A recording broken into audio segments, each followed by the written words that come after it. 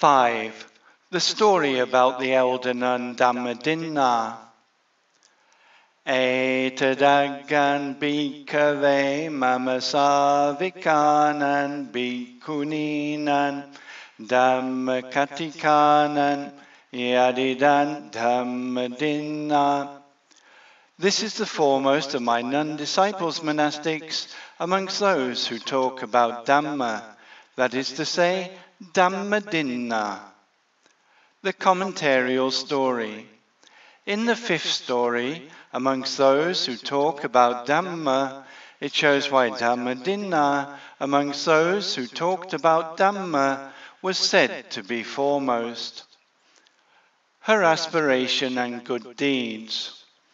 At the time of the Buddha Padamutara, it seems, she was reborn in a place belonging to others in Hamsawati, and after doing a great deed for the elder Sujata, the chief disciple of the gracious Padamutara, she aspired for that position herself.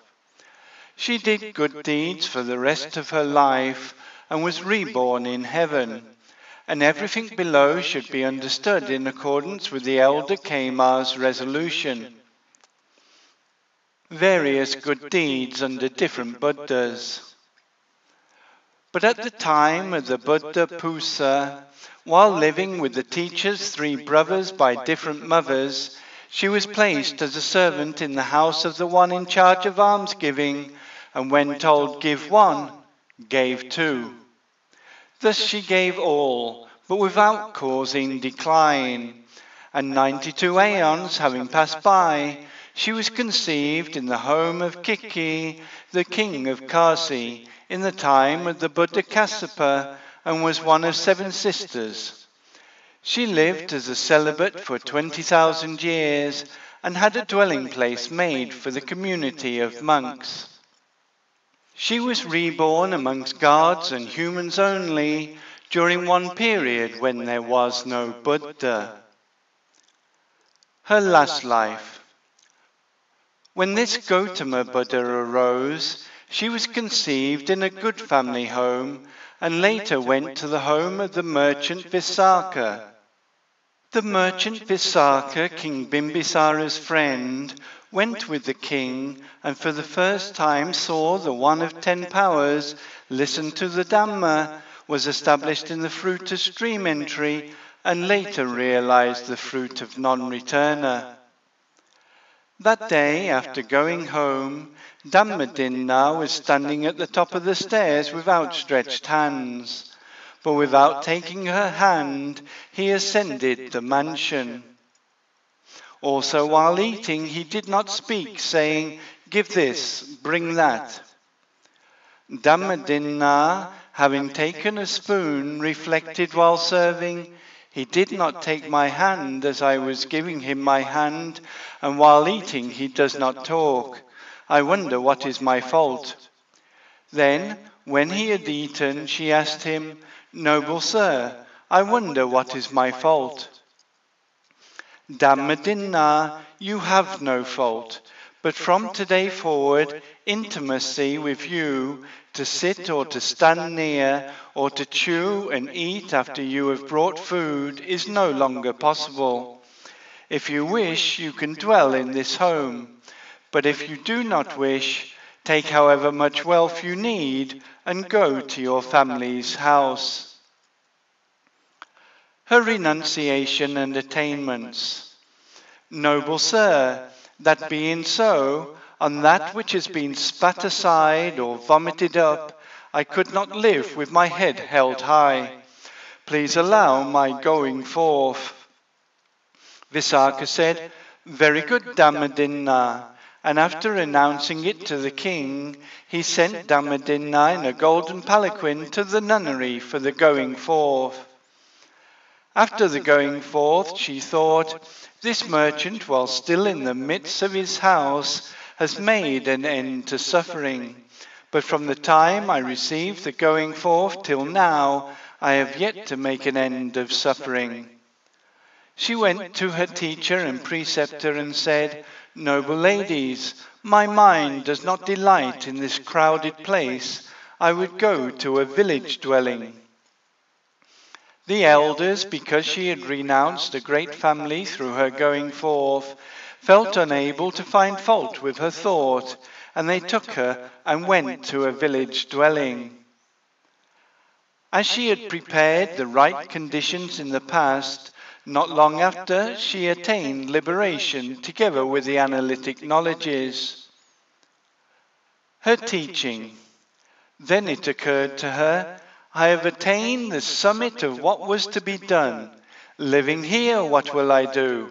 I shall go to Rajagaha, and there, on account of me, a large company of my relatives will make merit. And with the elders, she returned to the city. Visakha, hearing that she had come, thought, quickly she came. Is it because she is dissatisfied? In the evening time, he went into her presence and worshipped and sat down at one side, thinking, it is inappropriate to ask about her dissatisfaction, and instead he asked a question about the 5 constituent parts and so forth. And Dhammadinna, like one who cuts through a lily stalk with a sword, answered each of the questions. The devotee, understanding how sharp was the elder nun Dhammadinna's knowledge, after asking questions in order about all the conditions for the 3 paths of his own attainment, asked about learning the path to liberation. The elder nun Dhammadinna understood that the devotee had only reached the state up to fruit of non-returner.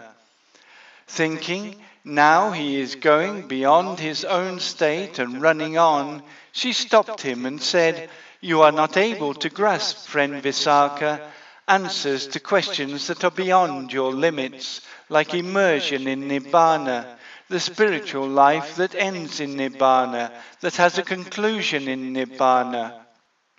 Desiring this, friend Visakha, approach the Gracious One, and you can ask him about this matter, and just as the Gracious One explains, so you should bear it in mind.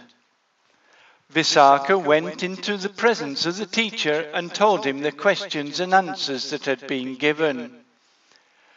The teacher listened to his words and saying, my daughter has no craving for past, future or present constituents, he then spoke this verse found in the Dhammapada.